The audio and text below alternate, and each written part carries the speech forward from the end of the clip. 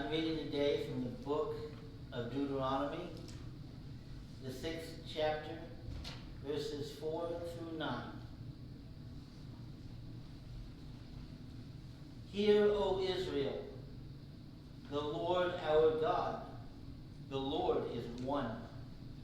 Love the Lord your God with all your heart, and with all your soul, and with all your strength.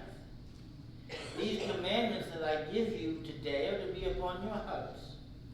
Impress them on your children. Talk about them when you sit at home and when you walk along the road, when you lie down, when you get up. Tie them as symbols on your hands and bind them on your foreheads. Write them on the doorframes of your houses and on your gates.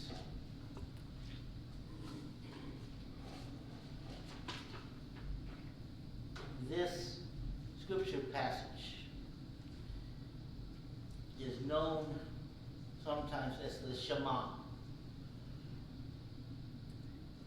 It comes from the Hebrew word for hear.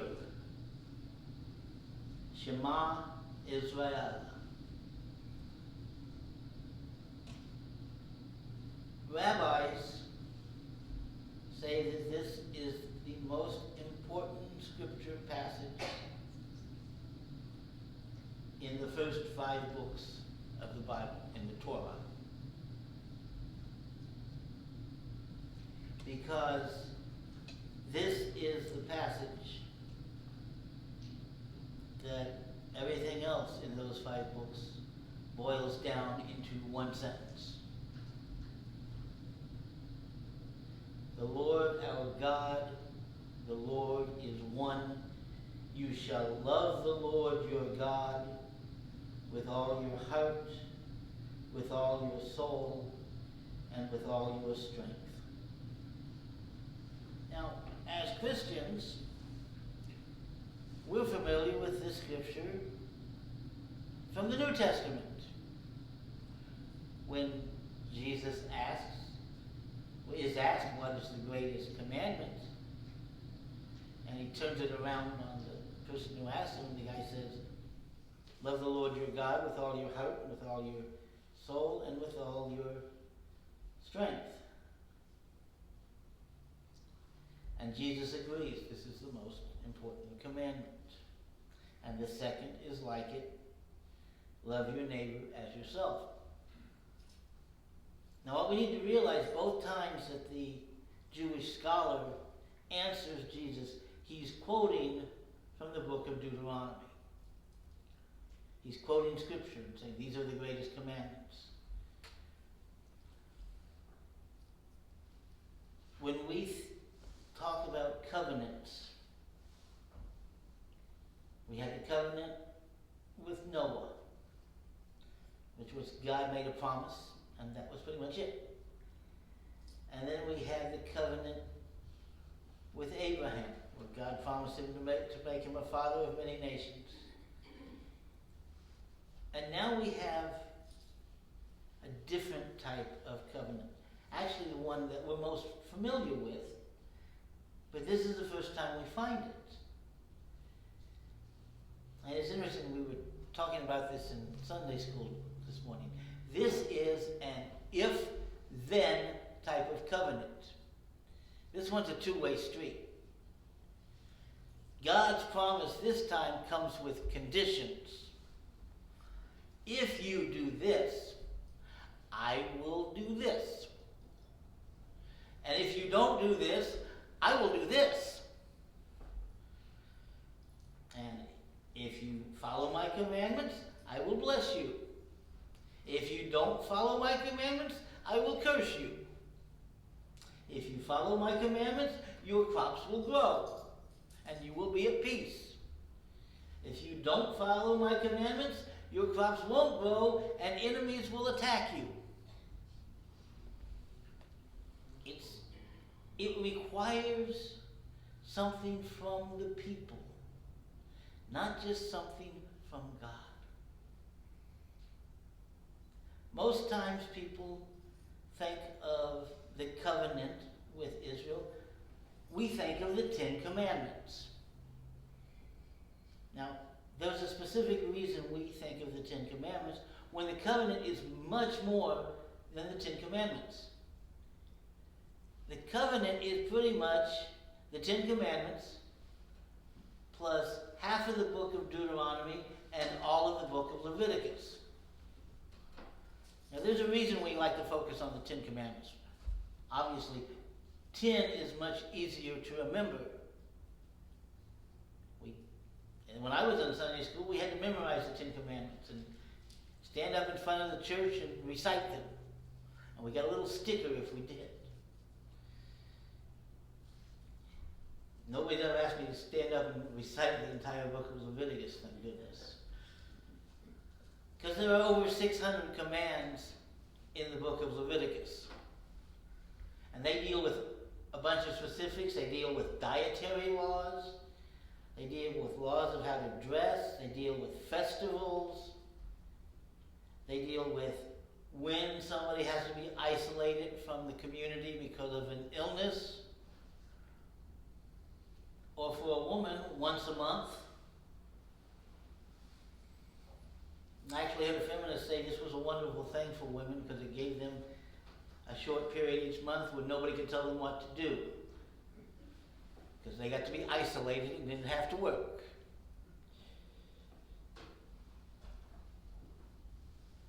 We as Christians disregard large portions of this covenant. We disregard large portions of the law. How many of you have had a bacon cheeseburger in the last month? Or shrimp? These are things we eat. The covenant tells us not to eat them.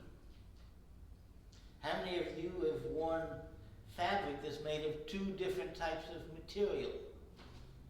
It says not. Can't do that. Or planted 2 different crops in your fields in the same year. Can't do that according to these laws.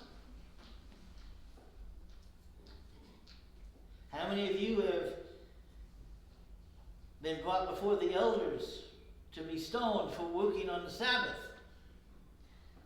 We don't do that. Thank goodness. Now, does this mean the covenant is just with the Jews and not with us? No, it doesn't. Which is why I chose this verse rather than the 10 Commandments or any of the commands in Leviticus to talk about the covenant that God made with Israel. Because as Jesus confirms to us in the 2 laws, in the 2 greatest commandments, love the Lord your God with all your heart, with all your mind, and with all your strength, and love your neighbor as yourself. They contain the sum of all of the commandments. They contain the heart of it, the spirit of the law instead of the letter of the law.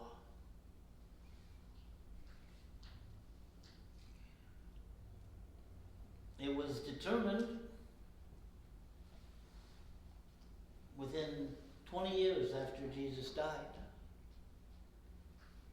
that as Gentiles became Christians, they would not be asked to follow every single one of the Jewish laws.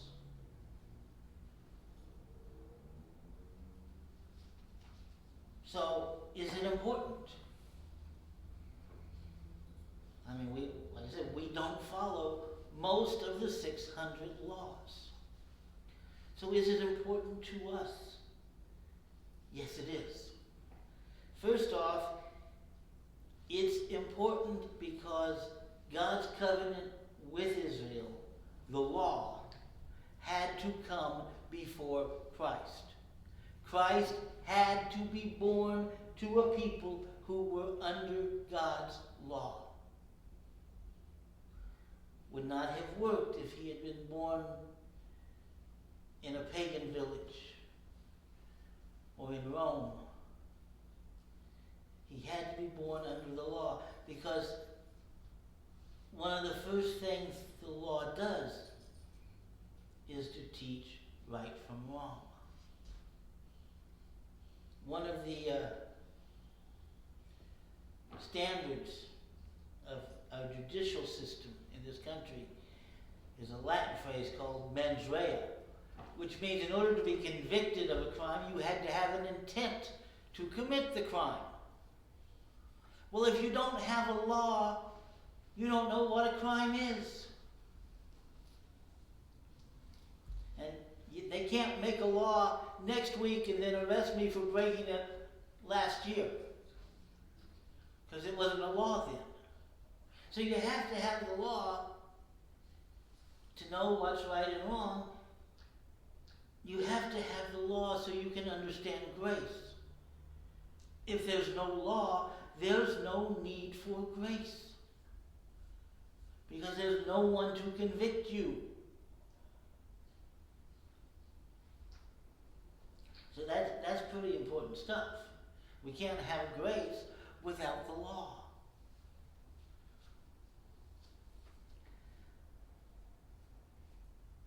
But perhaps even more important, and rather than studying all of the commands in the Old Testament, in the book of Leviticus, learning what we're allowed to eat and what we're allowed to wear and how we celebrate religious festivals and how we sacrifice animals, and we don't worry about that. Is what the scholar said to Jesus, and Jesus confirmed. The heart of the law is found in these two commands. Thou shalt love the Lord thy God with all thy heart, with all thy strength, and with all thy mind. And thou shalt love your neighbor as yourself. We asked in Sunday school, why didn't people have so much trouble following the law? Well, I think we can easily determine that one reason they had so much trouble following the law is there were so many laws to remember. You're a teacher. Would you put up 600 classroom rules in your class and expect the students to follow them? Absolutely not. They got 600 rules because God gave them the law, and then the lawyers got a hold of it. As I'm saying, well, what about in this situation or in this situation? So they had to clarify everything, and as they clarified, the laws got longer and longer. But that's what we do as people. God gives us something simple, and we have to complicate it. And the simple heart of the law, the simple heart of God's covenant with Israel is love me and love each other.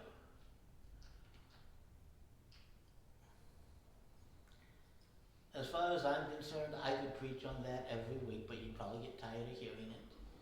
So I don't, but it's the most important thing we are told to do. It matters more than anything else we think we have to do. Love God, love each other. We got a new system at work for clocking in and out.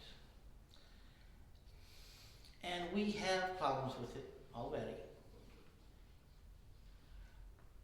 Yesterday they expected one of my clients to go on an outing with his mom. So they scheduled me to clock out when his mom came and to clock back in when she returned. Well, she couldn't make it. So my boss told me, just stay clocked in as long as he's there. I did. When it got time to clock out, it said, it is way past your clock out time because you were supposed to clock out several hours ago when he was supposed to leave, and then clock back in when he came back. And of course, that problem was still unresolved because the person who resolved the problem wasn't awake at midnight to fix it. But we complicate things. And I was like, well, I think I should go by reality and that he's here and I'm working with him rather than my schedule, but I don't know. Maybe they want me to go by my schedule instead of reality.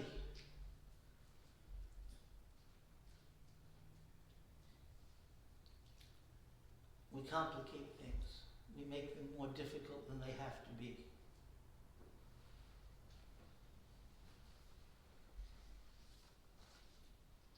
Lawyers would ask Jesus, why are you healing people on the Sabbath? You're violating the law. And technically he was. But healing is an act of love.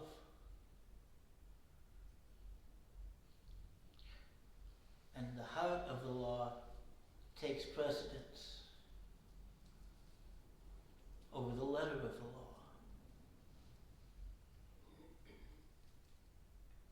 As long as you are acting out of love of God or love of one another, you are following the law.